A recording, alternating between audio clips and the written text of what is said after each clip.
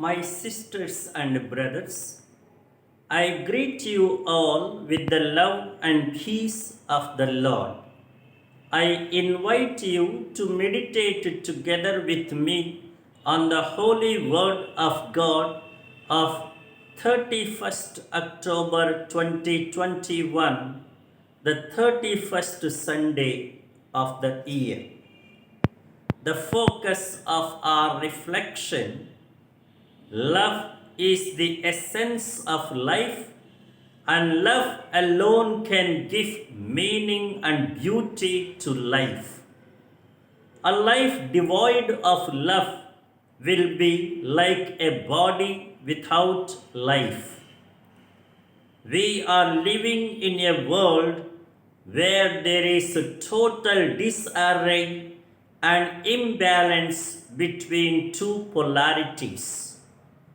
Egoism is increasing, but altruism is decreasing. Slavery to religion is increasing, but freedom of true religious spirit is decreasing. Allegiance to tradition is increasing, but adherence to true devotion is decreasing. Spiritualities are increasing, but true spirituality is decreasing. Prayers are increasing, but the true spirit of prayer is decreasing. We find many who talk big and great things, but in reality live and do the opposite.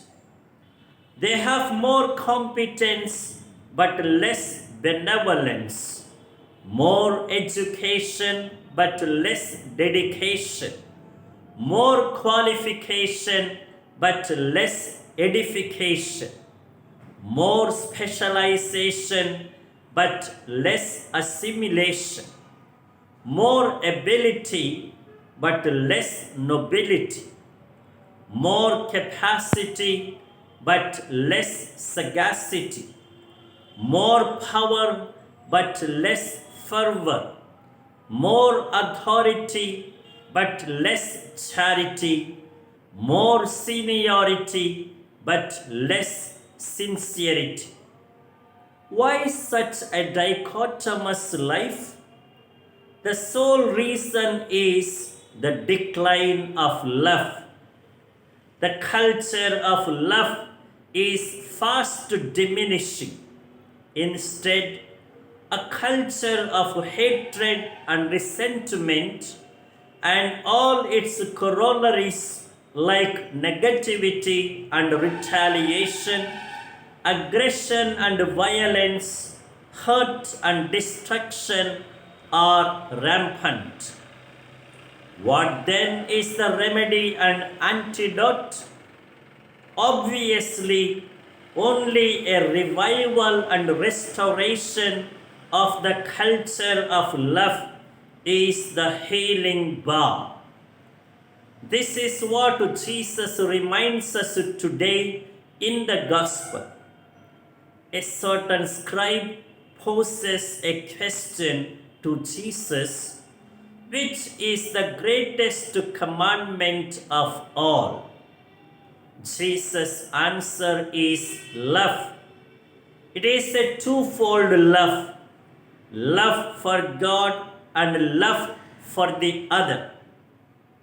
It is not two loves, but one love that has two aspects or dimensions or objects.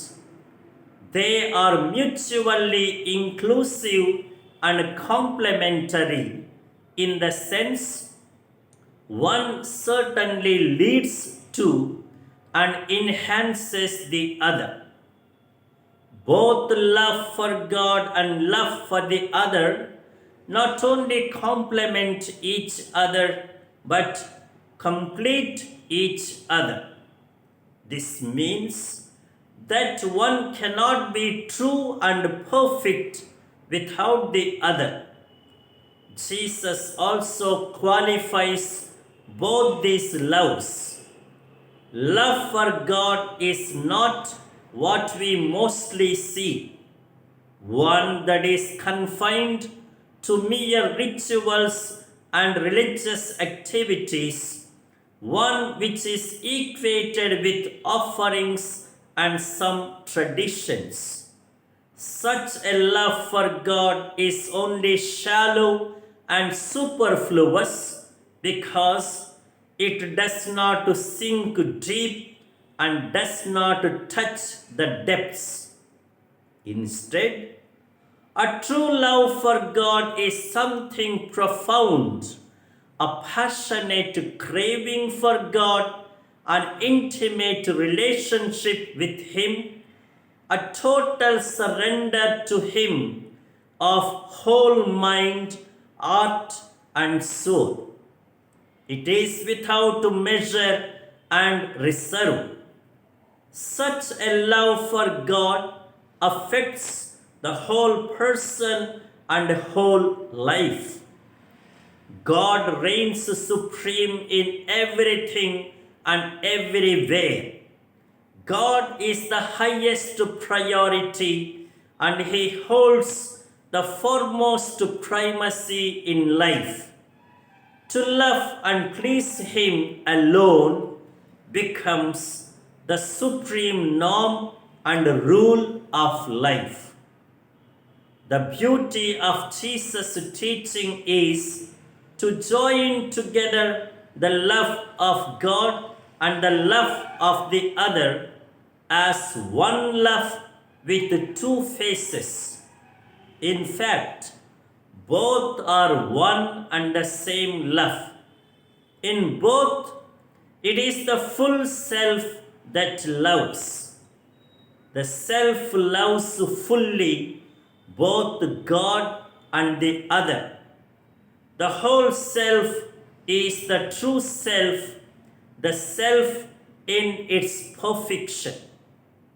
One who partially loves is not loving with the whole and perfect love. Thus, a devotion that does not experience intimacy and surrender to God's will is not true love. And a love for God that does not manifest itself in love for the other is also not credible. Only a true self loves with true love. Only a full self loves with full love.